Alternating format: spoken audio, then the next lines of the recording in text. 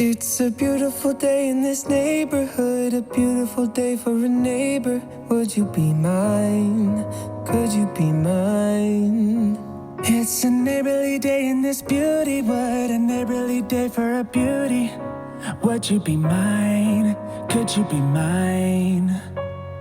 I've always wanted to have a neighbor just like you. I've always wanted to live in a neighborhood with you. Hello, boys and girls. Welcome to Mr. Reely's Neighborhood and Mr. Reely's Bible class. Hope you've had a great week. If you remember last week, we started using candy and doing some experiments with candy. And we're going to continue talking about candy today and try to get some lessons from it that might help you in your daily walk with God. A few months ago, my mom had a birthday, and one of the presents my dad got her was a box, and on the front of the box it said old time candies. And so they opened that thing up, and it had a lot of candy that they don't even make anymore. Some of it they do, but some of it was things that I had from my childhood, and I thought it was kind of interesting to go back through there. And so I'm going to show you a couple old time candies today. Can you tell what these are? Can you tell? Yeah, these, when I was a kid, this was clearly marked as candy cigarettes. Yes, can you believe that? They made something called candy cigarettes. And it was clearly marked as candy cigarettes. Now, they got a lot of complaints, so eventually they started calling them candy sticks. Sneaky, sneaky.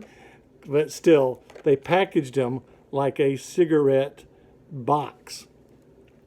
And you're probably not going to believe this, but when I was a little kid, first or second grade, I actually bought candy cigarettes, yes, at the store. And I just thought it was so cool because I would go home and I would open up my package of candy cigarettes and I'd pull one out, and they're kind of chalky looking, but they look kind of like cigarettes. And I would pull one out and I was so cool, little first grader, smoking cigarettes, thought it was so cool. And I can't really believe I did that because I had no intention of ever smoking cigarettes. I didn't want to, but I don't know why. I just thought, man, this is so cool. And then, of course, you could eat the cigarettes. But when I look back on that, one of the things I think of is, why did I want to imitate something that was unhealthy and disgusting? Why did I want to imitate something that causes cancer and diabetes and strokes and bad breath, turns your nails black, makes your teeth fall out? Why would I want to imitate anybody doing that? It didn't make a lot of sense. And besides that, I even heard that if you kiss somebody who smokes, it's kind of like licking an ashtray. And I wouldn't really know that, but that's just what I've heard. And so that's kind of what I'm talking to you about tonight, is who are we supposed to imitate? Now, the Apostle Paul in 1 Corinthians 11:1, he says, imitate me as I imitate Christ. The first, I might need to go back and ask you, do you know what the word imitate means? Okay, it means to model yourself after someone else. Can you use the word imitator in a sentence? You? Okay, go ahead, try it. See, I'll repeat it. So you looked at the dinner table and you said, "What's that?" And your parents said, "Steak." Then you pointed to a bowl with a lot of round things in it, and they said what?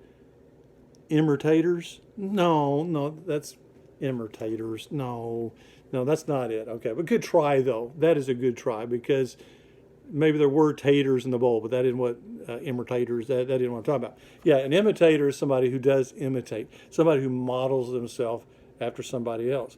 And Paul, in 1 Corinthians 11:1 says, imitate me, model yourself after me, as I imitate Christ.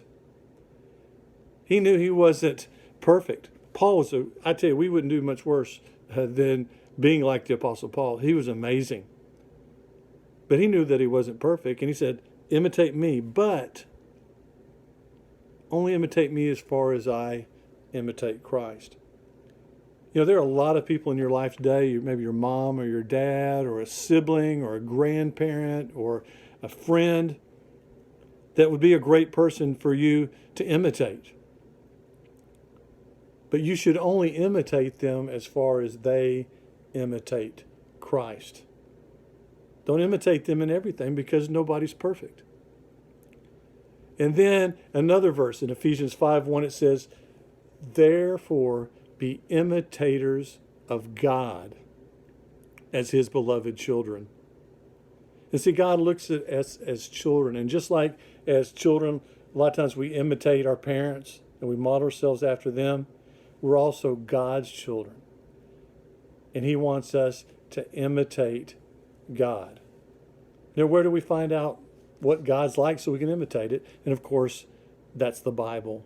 And that's through Bible study. You are not going to know what to imitate if you don't know what his word says. So as you go throughout your life, choose people to imitate, but only as they imitate God, and ultimately look at God as your Father, and as a child, imitate him. And avoid imitating things that are not worth imitating, like candy, cigarettes. Now, in just a minute, I'm going to actually get my lab coat on here, and we're actually going to do an experiment with wintergreen lifesavers, which I think you'll find pretty cool. That is, if it works, but we'll see. Be back in a minute.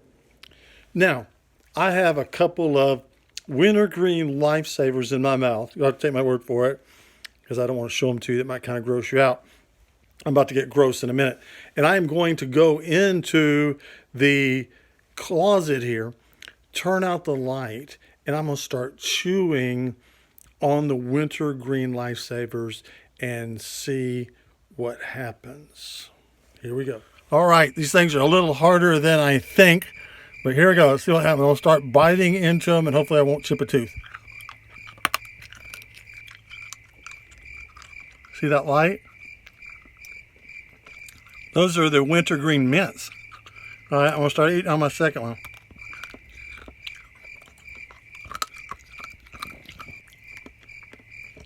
See the green there?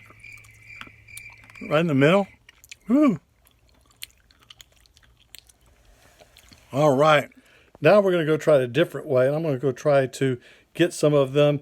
I'll get in the dark again, but then I'm going to try to hammer them a little bit and grind them down and see if we can see sparks that way.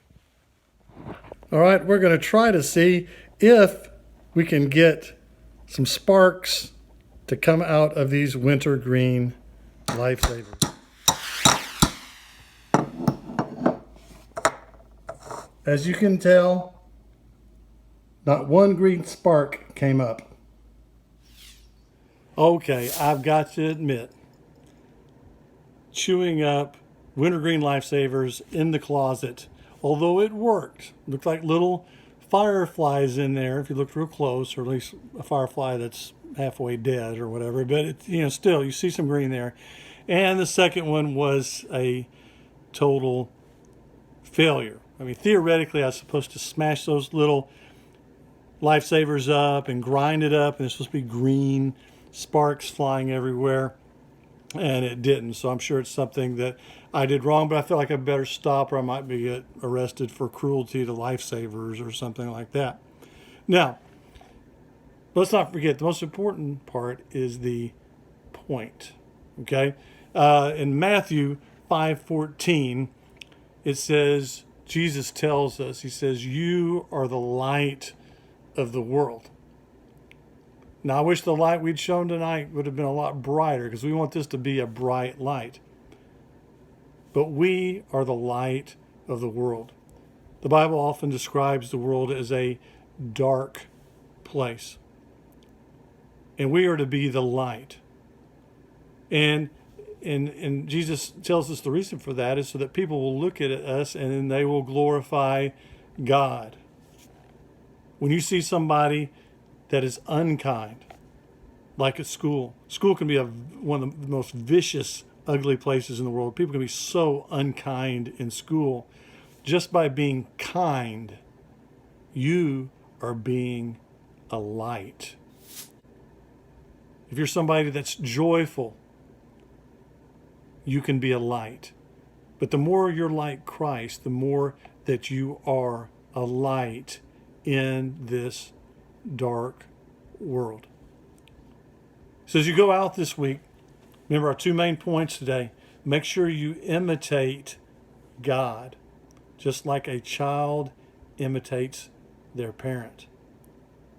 And then also go out in this dark world. Don't be a little faint light like the wintergreen lifesaver. Be a bright light into the world so people can look at you and then glorify God because of the tremendous example that you're being. I love you. Hope to see you next week.